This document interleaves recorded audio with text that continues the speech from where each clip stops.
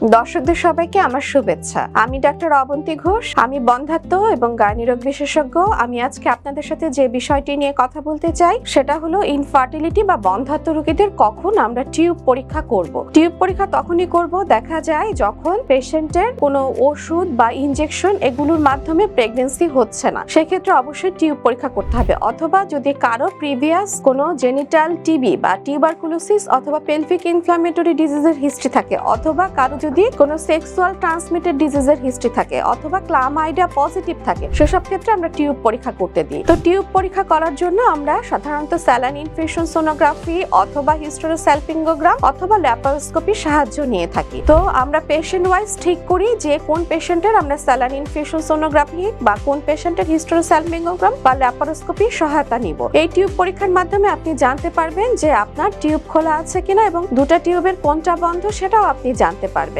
Alok health care and হাসপাতাল সুনামের সাথে দীর্ঘ 30 বছর যাবত এই অঞ্চলে কাজ করে যাচ্ছে। তাই পরিশেষে বলবো, আলোকের সেবা নিন, সুস্থ থাকুন এবং মনে রাখবেন, সুস্থ জীবন সুন্দর পৃথিবী। সুস্থ জীবন সুন্দর পৃথিবী।